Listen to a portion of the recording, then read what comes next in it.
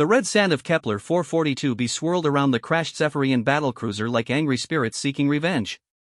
Captain Sarah Chen pressed her environmental suit's visor against the observation window of the human rescue ship Endurance, watching the alien wreckage grow larger as they approached. 3 days had passed since the distress signal reached Earth's deep space monitoring station, and the political implications were staggering. "Captain, we're picking up multiple life signs from the wreckage," reported Lieutenant Martinez from the sensor station. His voice carried the tension they all felt. "Most are fading, but there's one that seems different somehow." Sarah nodded grimly. The Zephyrian Empire had been humanity's enemy for over 2 decades, ever since first contact had gone catastrophically wrong. Their philosophy of conquest through genetic superiority had led to countless battles across the galaxy's outer rim. Yet here they were, responding to a distress call from the very beings who had declared humans an inferior species worthy only of extinction. "How different?" Sarah asked, moving to the sensor console. Martinez frowned at his readings. "The biosignature is Zephyrian, but it's larger than normal crew readings. Much larger.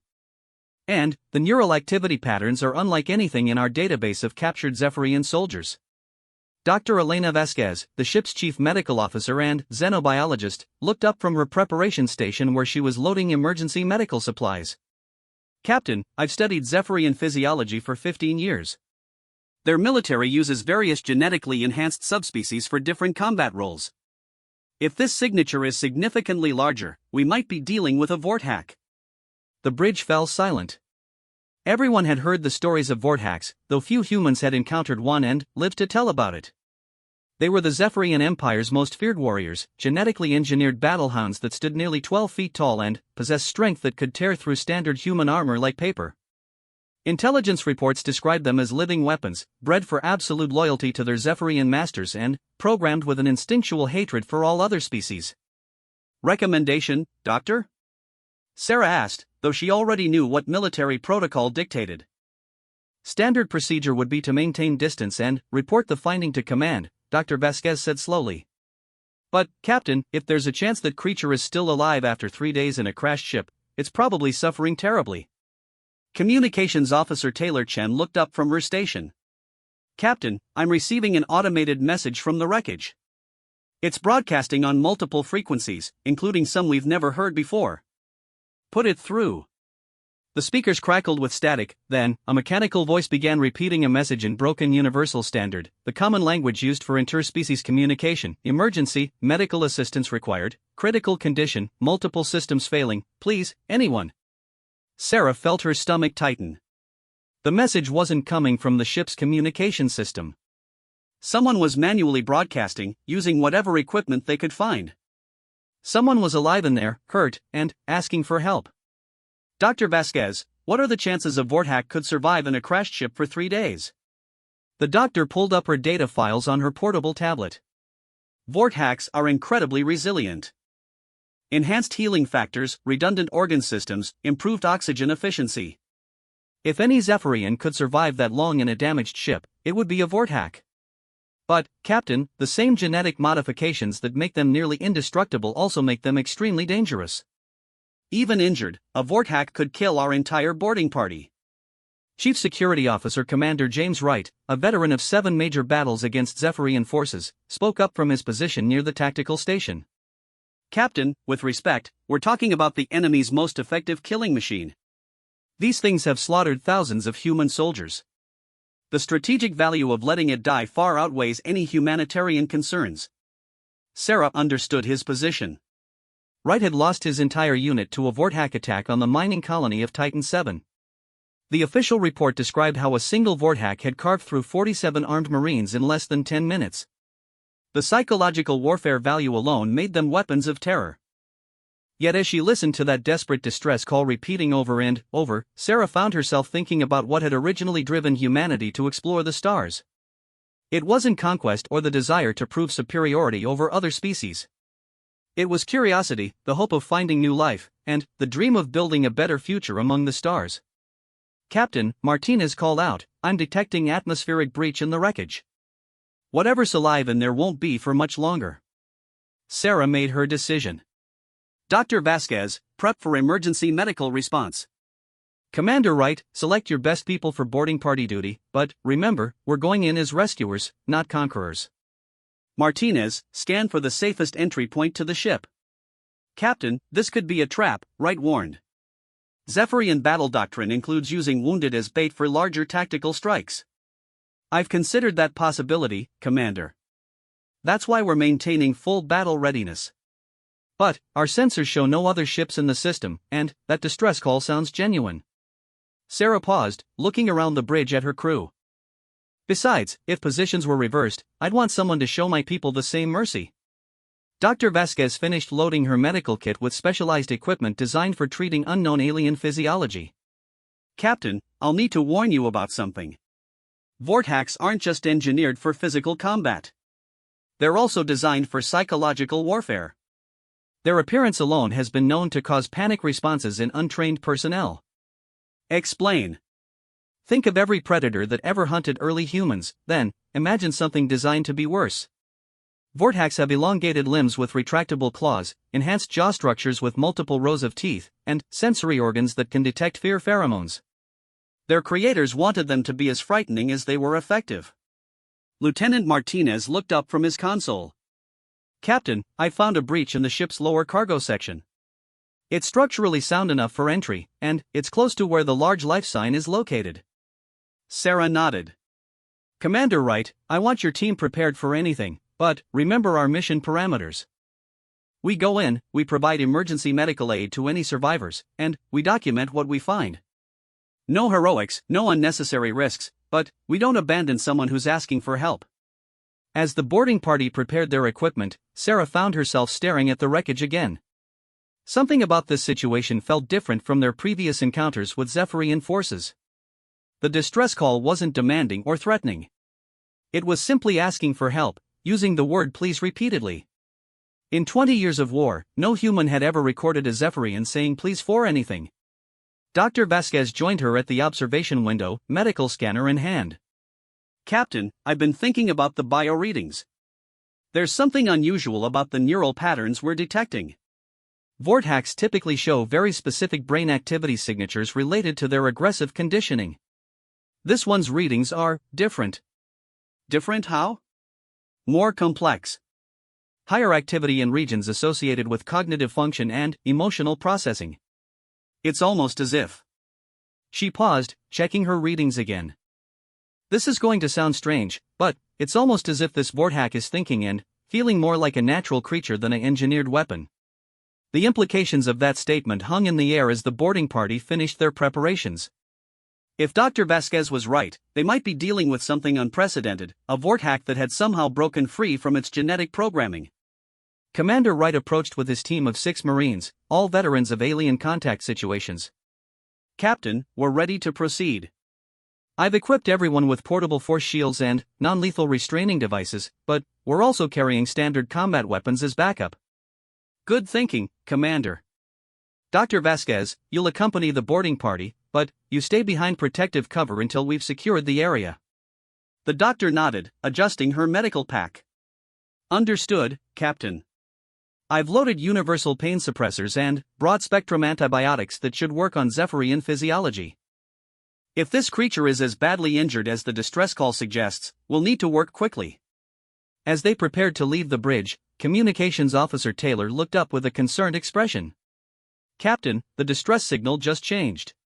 It's not automated anymore. Someone's actively transmitting. Put it through. This time, the voice was clearly organic, weakened, filled with pain, but unmistakably alive. Please, ship detecting you, need help, dying, please don't leave, have information, important, humans need to know. Sarah felt a chill run down her spine. Whatever was in that ship wasn't just asking for medical aid. It was claiming to have information that humans needed to know. In the middle of a war that had lasted 2 decades, that could change everything. Commander Wright, change of plans. This just became a potential intelligence operation as well as a rescue mission. We proceed with maximum caution, but we also need to be prepared for the possibility that this creature might have valuable information about Zephyrian military operations. As the boarding party made final preparations, Sarah couldn't shake the feeling that they were about to encounter something that would challenge everything they thought they knew about their enemies.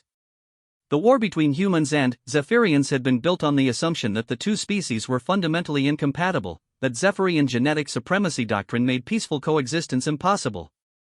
But what if they were wrong? What if buried beneath all the genetic engineering and military conditioning, there were individuals capable of reaching across the divide between species? The shuttle bay doors opened, and the boarding party launched toward the alien wreckage, carrying with them not just medical supplies and recording equipment, but also the hope that maybe, just maybe, they were about to discover that the universe was more complex than their politicians and generals had led them to believe. As Sarah watched the boarding shuttle disappear into the cargo bay of the crashed Zephyrian ship, she realized that the next few hours might determine not just the fate of one injured alien warrior, but possibly the future relationship between two species that had been locked in deadly conflict for far too long. The red sand of Kepler 442b continued to swirl around them, but, for the first time since the war began, Captain Sarah Chen allowed herself to hope that they might be witnessing the beginning of something new. The interior of the Zephyrian battlecruiser was a maze of twisted metal and sparking conduits. Commander Wright led his boarding party through the breach, their portable lights cutting through the smoky darkness that filled the damaged corridors. The ship's artificial gravity was failing intermittently, causing loose debris to float and spin in disturbing patterns around them. "Stay tight," Wright whispered into his communicator. Dr. Vasquez, maintain position behind Marines Collins and Rodriguez. "We don't know what kind of structural damage we're dealing with." The team moved slowly through the alien ship, their sensors guiding them toward the source of the life signs. The architecture was distinctly Zephyrian, with flowing curves and organic-looking support structures that seemed grown rather than built. Emergency lighting flickered sporadically, casting eerie shadows that made every corner potentially threatening. Marine Collins, point man for the team, suddenly raised his fist, signaling the group to stop. "Commander, I'm picking up movement ahead." Large signature, approximately 30 meters down this corridor. Wright checked his tactical scanner. The reading showed a massive form, definitely alive, but moving very slowly. "Proceed with caution. Remember, injured or not, we're dealing with a genetically engineered killing machine." They rounded a corner and entered what appeared to be the ship's medical bay. Equipment was scattered everywhere, and several Zephyrian bodies lay motionless among the wreckage. The air was thick with the metallic smell of alien blood and the ozone scent of electrical fires. Then, they saw it. In the far corner of the medical bay, partially hidden behind an overturned surgical table, was the Vorthack. Dr. Vasquez had been right about the appearance being designed for psychological warfare. The creature was enormous, easily 12 feet tall even while lying on its side. Its body was covered in dark, scale-like armor that seemed to be part of its natural skin. Multiple arms, each ending in razor-sharp claws, were visible, along with an elongated head that housed a jaw capable of incredible destruction. But what struck the boarding party most wasn't the creature's fearsome appearance. It was the makeshift medical equipment surrounding it, and the clear evidence that it had been trying to treat its own wounds. "My God," Dr. Vasquez whispered, her scanner already working to assess the creature's condition. "It's been performing surgery on itself." The Vorthack's head turned slowly toward them, and they found themselves looking into eyes that were definitely not human, but held an intelligence that was unmistakably real. When it spoke, its voice was deep and resonated through multiple vocal chambers, but the words were clear. "You came," it said in universal standard, though the accent was unlike anything they had heard before. Thought no one would answer. Commander Wright kept his weapon ready but didn't point it directly at the creature. "We received your distress call. We're here to provide medical assistance." The Vorthack's eyes focused on Dr. Vasquez and her medical equipment. "Doctor? You are doctor?" "Yes," Dr. Vasquez replied, stepping forward cautiously. "I'm Dr. Elena Vasquez. Can you tell me about your injuries?" "Many injuries," the creature replied, attempting to shift its position and wincing in obvious pain. "Ship crashed 3 days ago. Crew dead. I was trying to repair damage to my torso, but tools not designed for my physiology." Dr. Vasquez activated her scanner and began taking readings. What she saw made her gasp audibly. "Commander, this creature has multiple fractures, severe internal bleeding, and what appears to be damage to several major organs. The fact that it's still alive, let alone conscious, is medically impossible. Enhanced healing," the Vorthack said weakly. "But has limits. Without proper medical attention, will die within hours." Maureen Rodriguez, who had been monitoring the ship's corridors for potential threats, spoke up. Commander, I'm picking up some unusual readings from the ship's computer core. It looks like someone was accessing data files right up until we arrived. The Vorthack's eyes shifted to Rodriguez. Was me. Need to show you something. Important information. About the war. About my people. Wright exchanged glances with Dr. Vasquez. What kind of information? Secret, the creature said, struggling to reach toward a damaged datapad lying nearby. About Vorthack creation. About what they did to us. What they're planning to do to humans. Dr. Vasquez moved closer, her medical instincts overriding her fear. Commander, I need to start treatment immediately if we're going to save this creature's life. The internal bleeding alone could kill it within the hour. You would save me? The Vorthack asked, its voice filled with something that sounded remarkably like surprise. I am your enemy. I have killed your people. The doctor paused in her preparations, meeting the creature's gaze directly. You're a living being in need of medical attention. That's all that matters right now. Something changed in the Vorthack's expression, an emotion that Dr. Vasquez found herself recognizing despite the alien features. It was gratitude, mixed with something that looked almost like hope. My name, the creature said slowly, is Kythera. Not designation. Name I chose for myself. The implications of that statement weren't lost on any of them. Zephyrian military doctrine didn't allow for individual names among their genetically engineered soldiers. Vorthacks were given numerical designations and nothing more. Kythera, Dr. Vasquez repeated, beginning to set up her medical equipment.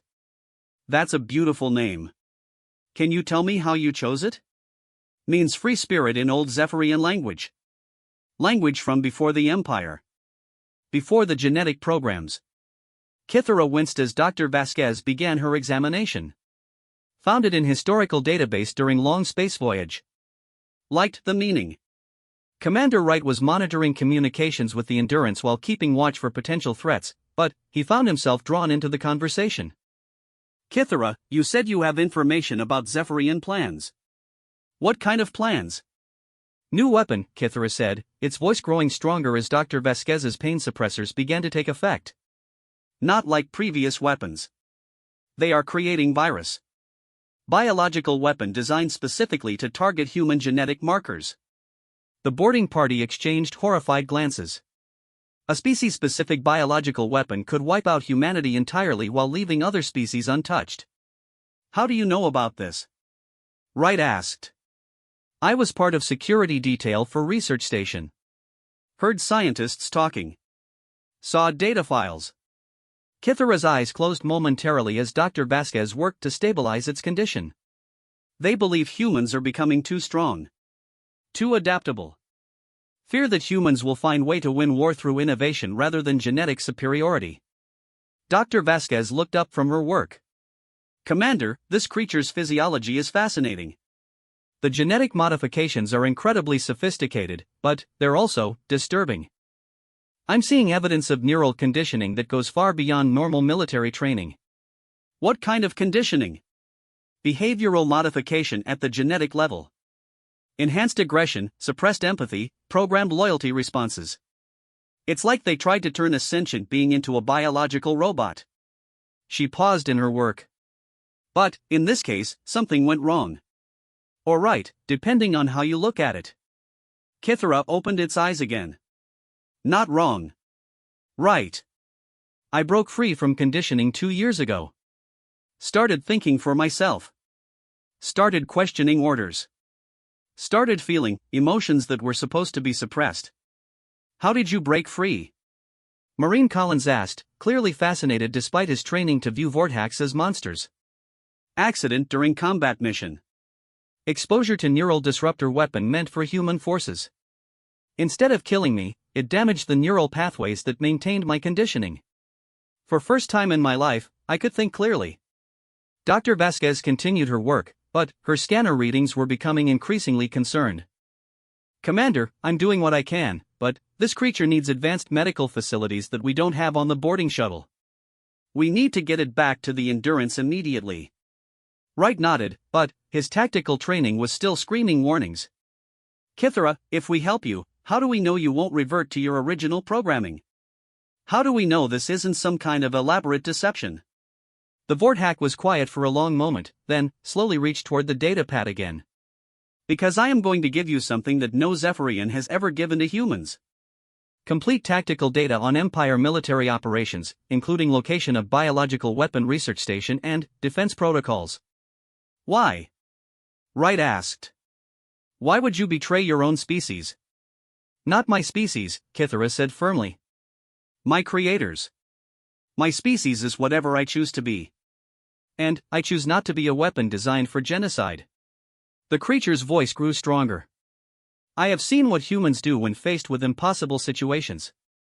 You adapt. You find ways to survive that no one expects. You care for your wounded, even when it's not tactically advantageous. These are qualities worth protecting. Dr. Vasquez finished her emergency stabilization procedures. Commander, I've stopped the immediate bleeding and stabilized its vital signs, but we need to move now. This creature has maybe 6 hours before the damage becomes irreversible, even with its enhanced healing abilities. As the boarding party prepared to evacuate Kithara to the Endurance, the Vorthak reached out with one massive clawed hand and gently touched Dr. Vasquez's arm. The gesture was careful, clearly designed not to cause any harm. Doctor, Kithara said quietly, thank you for seeing me as more than just a weapon. It has been very long time since anyone looked at me and saw a person. Dr. Vasquez felt tears forming in her eyes behind her helmet visor. Kithara, everyone deserves to be seen as more than what others made them to be. The evacuation process was complex, requiring the entire boarding party to work together to safely transport a 12-foot-tall alien warrior through the damaged corridors of the crashed ship. But, as they moved toward their shuttle, Commander Wright found himself thinking about the implications of what they had discovered. If Kithara was telling the truth about breaking free from genetic conditioning, it suggested that the Zephyrian Empire's most feared weapons might not be as controllable as their creators believed. And if other Vorthaks could be freed from their programming, the entire dynamic of the war might be about to change. As they reached the shuttle and began the careful process of getting Kithara aboard, the creature looked up at the human faces surrounding it and spoke one more time. I know you have no reason to trust me. But I ask that you give me chance to prove that choice can be stronger than genetics. That friendship can be stronger than programming. That hope can be stronger than fear. Commander Wright found himself nodding as they secured Kithara for transport back to the Endurance. For the first time in 20 years of war, he was beginning to believe that maybe there was another way forward. The medical bay aboard the Endurance had never been designed to accommodate a 12-foot-tall alien warrior. Dr. Vasquez and her medical team had to improvise, combining 2 surgical tables and reinforcing the support structure to handle Kithara's weight. The Vorthak lay still, connected to monitors that displayed vital signs unlike anything in standard medical databases. Captain Saracen stood in the observation area, watching through reinforced glass as her medical team worked to save their former enemy's life. Commander Wright stood beside her, his report on the boarding mission still echoing in her mind. Captain, Dr. Vasquez's voice came through the intercom, I need to brief you on what we're dealing with here. Kithara's physiology is unlike anything I've ever encountered. Sarah activated the two-way communication. What have you found, Doctor? The genetic modifications are incredibly extensive. Enhanced muscle density, redundant organ systems, accelerated healing factors, and neural pathways that have been completely restructured. But, here's the interesting part, Dr. Vasquez paused as she adjusted one of her scanning devices. The neural modifications appear to be breaking down. Breaking down how? The pathways responsible for aggression enhancement and loyalty programming are showing signs of deterioration. It's as if Kithara's brain is actively rejecting the artificial conditioning and trying to return to something more natural. Through the glass, they could see Kithara's eyes tracking their conversation, clearly understanding every word despite the supposedly closed communication system. Doctor, Kithara's deep voice resonated through the intercom, may I speak with your captain? Sarah looked to Dr. Vasquez, who nodded. The sedatives aren't affecting its cognitive functions. It's safe to communicate. This is Captain Chen, Kithara. How are you feeling? Better than I have felt in many years, Captain.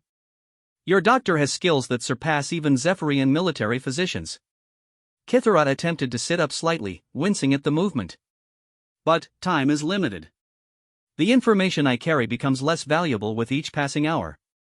Sarah made a decision that went against every military protocol she had ever learned. Commander Wright, Dr. Vasquez, clear the medical bay of all non-essential personnel.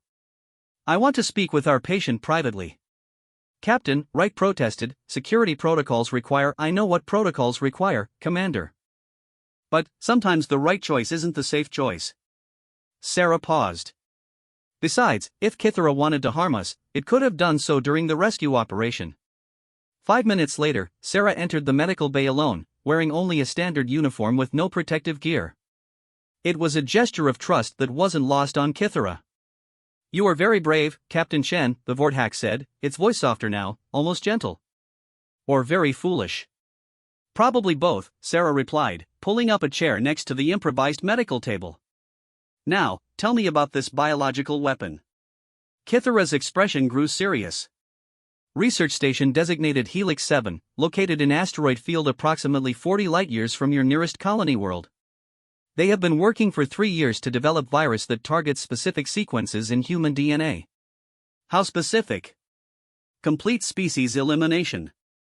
The virus would be undetectable until it reached critical mass in the population, then, activate simultaneously across all infected individuals.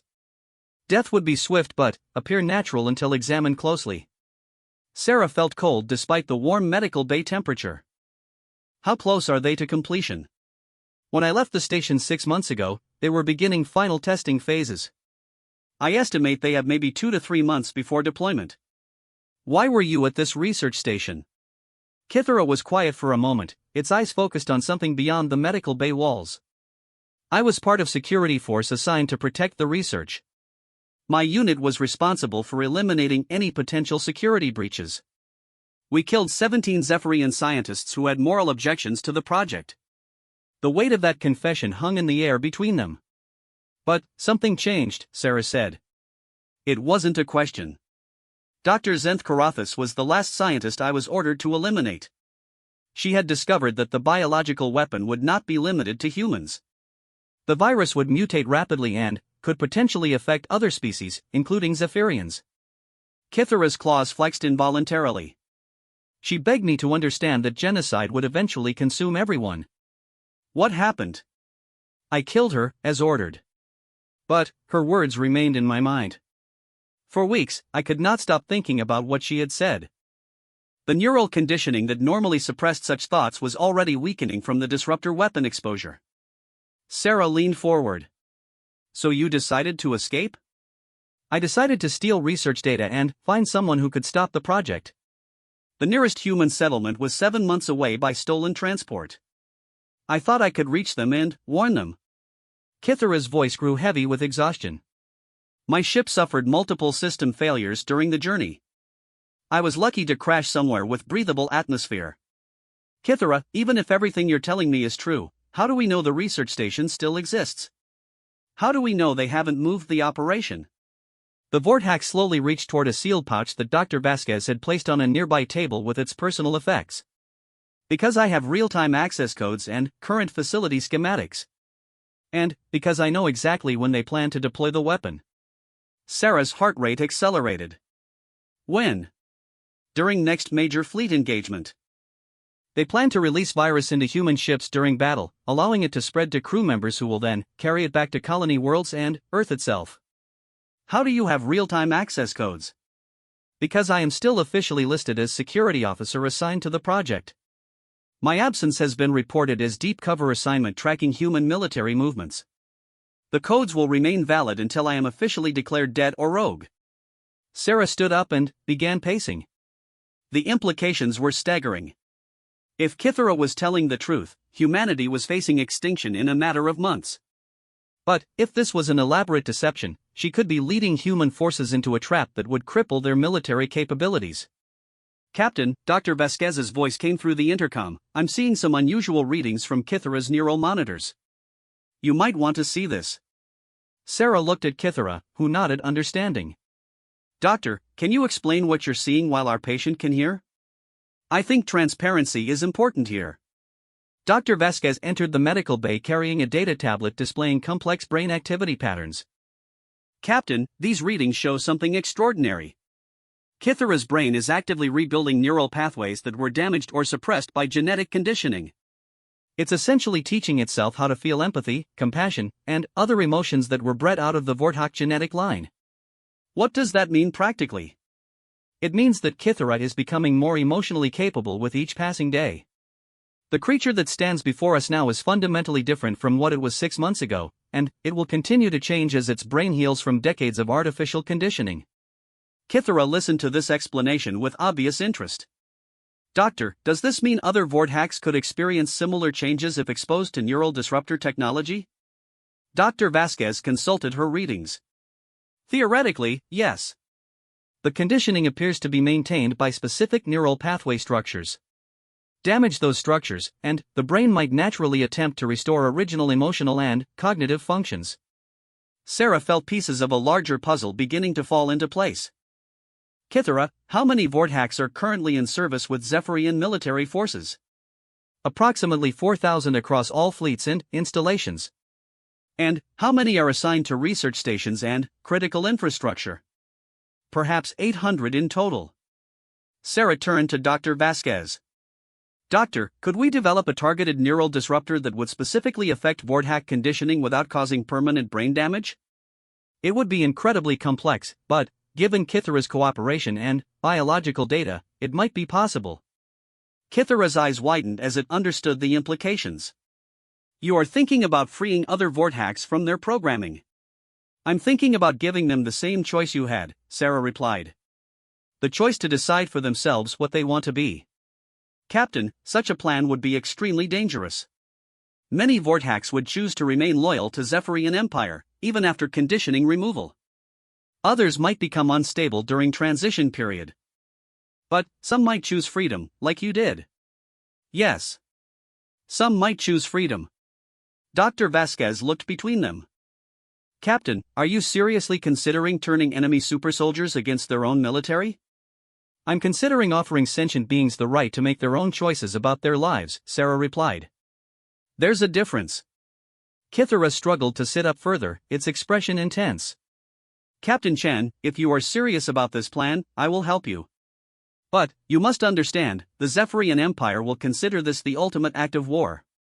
They will stop at nothing to destroy humanity if they believe humans have found a way to turn their greatest weapons against them. Then, we better make sure we're successful, Sarah said grimly. Because if we fail, your biological weapon won't be necessary. They'll just destroy us directly. Over the next several hours, Sarah found herself drawn into detailed planning sessions with Kithara, Dr. Vasquez, and Commander Wright. The Vorthak's knowledge of Zephyrian military operations was incredibly detailed, and its willingness to share tactical information went far beyond anything they had hoped for. But, as the plans developed, Sarah couldn't shake the feeling that they were embarking on something that would change the nature of the war entirely. They weren't just planning a military operation to stop a biological weapon. They were planning to fundamentally alter what it meant to be a Vorthak, to give an entire species the opportunity to choose its own destiny. Kithara, Sarah said during a brief break in planning, can I ask you a personal question? Of course, Captain. What do you hope to accomplish if we succeed? What kind of life do you want for yourself? The Vorthak was quiet for a long moment, its alien features thoughtful. I want to learn what it means to create instead of destroy. I want to understand friendship, art, music, literature. I want to see worlds that exist for beauty rather than strategic value. Kithara paused. I want to help other Vorthaks discover these possibilities as well. As Sarah listened to these words from a creature that had been designed as the ultimate killing machine, she realized that they were no longer fighting just for humanity's survival. They were fighting for the possibility that two species, despite their differences, might find a way to coexist and even thrive together. The stakes had never been higher, but, for the first time since the war began, Captain Sarah Chin believed they might actually have a chance to win something more valuable than victory. They might actually have a chance to win peace. 3 weeks after the rescue of Kithara, the human fleet assembled at coordinates that no military strategist would have considered tactically sound. They were positioned dangerously close to Zephyrian space, well within range of enemy patrol fleets, carrying experimental technology that had never been tested in combat conditions. Captain Sarah Chen stood on the bridge of the Endurance, now serving as the command ship for Operation Liberation. The irony of the mission name wasn't lost on her. They were about to attempt the liberation of enemy soldiers who didn't know they needed liberating. Captain, Communications Officer Taylor reported, we're receiving confirmation from all fleet vessels. The neural disruptor arrays are online and ready for deployment. Dr. Vasquez's voice came through the intercom from the modified medical bay where she had spent 3 weeks working alongside Kithara to perfect the neural disruptor technology. Captain, I want to emphasize one more time that we're operating in uncharted territory here. We know the disruptor worked on Kithara, but mass deployment could have unexpected side effects. Understood, Doctor. Kithara, are you ready for your part in this operation? The response came immediately, Kithara's voice now familiar to everyone on the bridge. Over the past weeks, the former Zephyrian weapon had become something unprecedented, a trusted advisor and friend. Captain, I am ready. But, I must warn you again that many of my former colleagues will not react well to sudden freedom from conditioning. Some may become violent during the transition period. We've prepared for that possibility, Sarah replied. Commander Wright has teams standing by with non-lethal restraining equipment. The plan was audacious in its scope and complexity. Using Kithara's access codes and intimate knowledge of Zephyrian military protocols, they would infiltrate the Helix 7 research station, deploy the neural disruptor technology to free the Vortex station there, destroy the biological weapon research, and, hopefully convince the freed Vortex to join their cause. What made the plan even more remarkable was that it had been largely developed by Kithara itself, drawing on its understanding of both Zephyrian tactics and the psychological challenges its fellow Vortex would face during the transition from programmed weapons to free individuals. Fleet status report, Sarah called out. Lieutenant Martinez consulted his tactical displays. All vessels report ready, Captain. The stealth cruisers Shadow and Whisper are in position to provide electronic warfare support. Medical ships Mercy and Hope are standing by with expanded psychiatric facilities for Vortex transition support. The inclusion of psychiatric support had been Kithara's idea. During its own transition, the former weapon had experienced severe emotional disturbance as suppressed memories and feelings suddenly returned. Many freed Vortex would need extensive psychological support to adapt to their new emotional capabilities. Captain, Kithara's voice held a note of something that might have been nervousness. I am detecting Zephyrian fleet movement approximately 6 hours away from our target. We have a limited window for this operation. Sarah nodded. All ships, begin approach to Helix 7. Remember, we go in quietly, we complete our mission objectives, and we get out before reinforcements arrive. The approach to the research station took 2 hours of careful navigation through asteroid fields and sensor shadows. The station itself was a massive construction built into a hollowed-out asteroid, its surface bristling with defensive weapons and sensor arrays. Captain, reported Chief Tactical Officer Reynolds, I'm reading approximately 50 Vortex on the station, along with maybe 200 Zephyrian researchers and support staff. Dr. Vasquez, can your neural disruptor arrays handle that many targets simultaneously? We've configured the arrays for maximum range and dispersal. It should affect all Vortex within the station, but, Captain, once we activate those arrays, there's no going back. Every Zephyrian in the system will know we're here. Sarah took a deep breath. Everything they had worked for, everything humanity's future depended on, would be determined in the next few minutes. Kithara, transmit your access codes. All ships, prepare for infiltration. The next several minutes passed in tense silence as Kithara's codes were processed by the station's security systems. Then, incredibly, the station's defensive arrays powered down and docking bays opened to receive the human fleet. Access granted, Kithara reported, its voice tight with concentration. But, Captain, my former commander will want to speak with me directly within minutes. The deception will not hold for long. Understood. Dr. Vasquez, activate neural disruptor arrays the moment our boarding parties are in position. The infiltration proceeded with mechanical precision. Human Marines, wearing captured Zephyrian equipment and, accompanied by Kithara, moved through the station's corridors toward critical objectives, the Biological Weapon Research Lab, the main computer core, and the Vortex Barracks. Teams in position, Commander Wright reported from his position near the research laboratories. Dr. Vasquez, activate the arrays. The neural disruptor technology was invisible and silent, but its effects were immediate. Throughout the station, 50 Vortex suddenly stopped what they were doing as decades of artificial conditioning simply disappeared from their minds. The reactions varied dramatically. Some vortex collapsed, overwhelmed by the sudden rush of suppressed emotions and memories. Others became confused and disoriented, looking around as if seeing their surroundings for the first time. A few became violent, their minds unable to process the sudden change. But approximately half of the affected vortex did something that surprised even Kithara. They began helping the human infiltration teams. "Captain," Commander Wright's voice crackled through the communicator, "you're not going to believe this. 3 vortex just helped my team secure the biological weapon research lab. They're actively assisting us in destroying the virus samples." Similar reports came in from teams throughout the station. Freed from their conditioning, many vortex seemed to instinctively understand that the humans were offering them something they had never had before: choice. Kithara moved through the station with purpose, seeking out other vortex who were struggling with their new freedom. Sarah watched through helmet cameras as her unlikely ally approached a massive vortex that was crouched in a corner, clearly overwhelmed by emotional responses it had never experienced before. "Vrex," Kithara said gently, using what Sarah realized was the other creature's actual name, not a military designation. "I know this is frightening. I know your mind feels broken. But you are not broken. You are becoming whole for the first time." The other vortex looked up, tears streaming down its alien features. "Kithara? What is happening to me?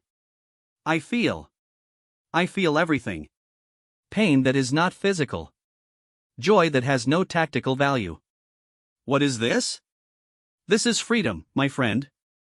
This is what it means to choose your own thoughts, your own actions, your own destiny." Similar scenes were playing out throughout the station as vortex who had accepted their new freedom began helping those who were struggling with the transition.